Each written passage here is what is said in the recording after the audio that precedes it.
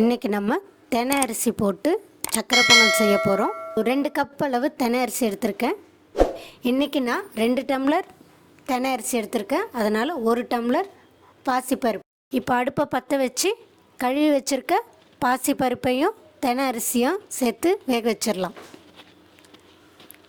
இது வேகிறதுக்கு தேவையான அளவு தண்ணி ஊற்றிக்கலாம். குக்கரில் வைக்கிறதா இருந்தால் தண்ணி அளவு சொல்லணும். அதாவது நம்ம 1 டம்ளர் தெனை அரிசி 1/2 டம்ளர் பயத்தம்பருப்பு எடுத்தால் 1.5 டம்ளர், அதுக்கு 3.5 டம்ளர் இல்லை 4 டம்ளர் தண்ணி வச்சா கரெக்டாக இருக்கும். பட் இது நான் நேரடியாக பாத்திரத்தில் வச்சுருக்கேன், அதனால் நான் கொஞ்சம் தண்ணி ஊற்றிருக்கேன். உங்களுக்கு தேவைன்றப்போ பத்தலை அப்படின்னா நீங்கள் எக்ஸ்ட்ரா ஊற்றிக்கலாம்.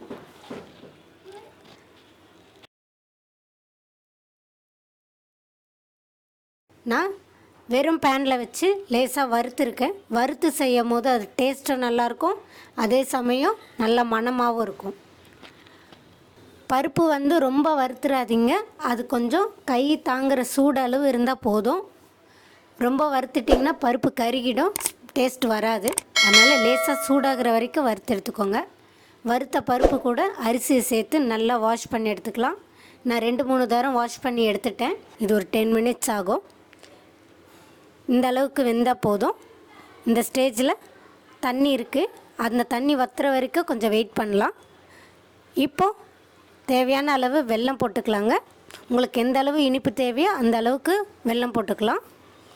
நீங்கள் எந்த ஒரு ஸ்வீட் செஞ்சாலும் அதில் துளியோண்டு உப்பு சேர்த்து செய்யுங்க, டேஸ்ட்டு ரொம்ப நல்லாயிருக்கும்.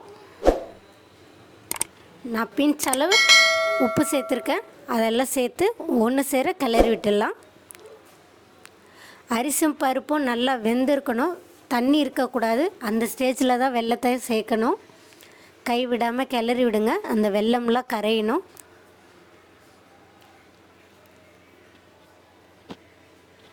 நான் இனிப்பு கம்மியாக தான் செய்கிறேன், அதனால் நான் வெல்லம் எனக்கு தேவையான அளவு எடுத்திருக்கேன்.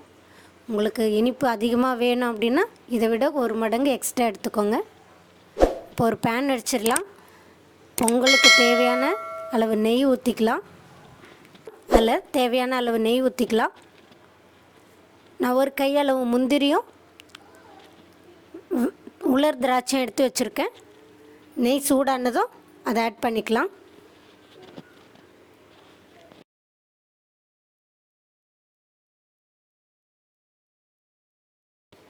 நெய் நல்லா சூடாயிடுச்சுங்க. இந்த ஸ்டேஜில் நம்ம எடுத்து வச்சுருக்க முந்திரியும் திராட்சையும் சேர்த்துக்கலாம்.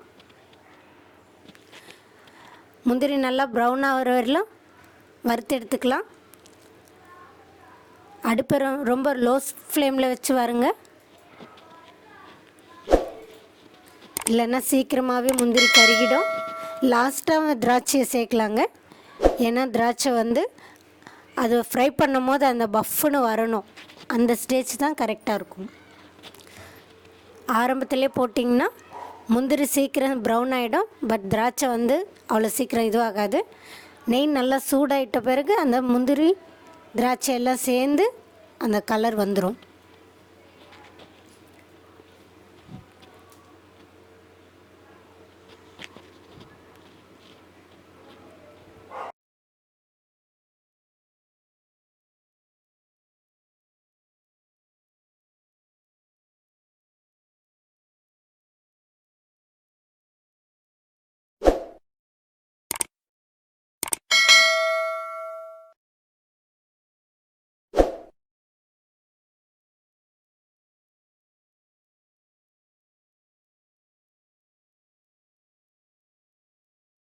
இந்த அளவுக்கு ப்ரௌனாக வந்தால் போதுங்க.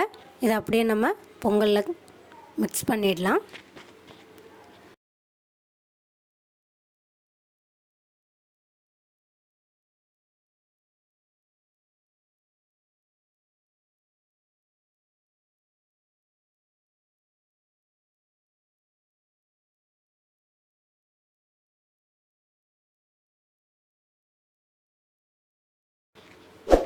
அப்படியே நல்லா கிளறி விடுங்க.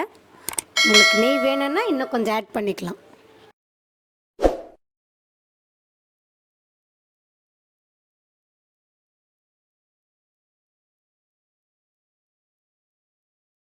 அவ்வளோதாங்க, நம்மளுடைய தினை அரிசி பொங்கல் ரெடி ஆயிடுச்சு. நல்லா சுட சுட சுட சாப்பிட்லாம். ரொம்ப டேஸ்ட்டாக இருக்கும். அவ்வளோதாங்க, செம்ம ஸ்மெல் இருக்குங்க. இதே மாதிரி நீங்கள் வீட்டில் ட்ரை பண்ணி பாருங்கள். இந்த பொங்கல் உங்களுக்கு பிடிச்சிருந்தா லைக் பண்ணுங்கள், ஷேர் பண்ணுங்கள், மறக்காமல் கமெண்ட் பாக்ஸில் கமெண்ட் பண்ணுங்கள். நான் சொன்ன மெத்தட்லேயே, நான் பண்ண ஸ்டெப்லேயே நீங்கள் ட்ரை பண்ணுங்கள். ரியலாக சொல்கிறேன், செம்ம டேஸ்ட்டாக இருக்குது. வாசனை அப்படி இருக்குது. நான் இந்த ஸ்டேஜில் வந்து ஏலக்காவை கிள்ளி போட்டிருக்கேங்க. பொடி இருந்தால் நீங்கள் ஏலக்காய் பொடியும் சேர்த்துக்கலாம். வாசனை அவ்வளோ சூப்பராக இருக்குது. இதே மாதிரி நீங்கள் ட்ரை பண்ணுங்கள். Thank you friends.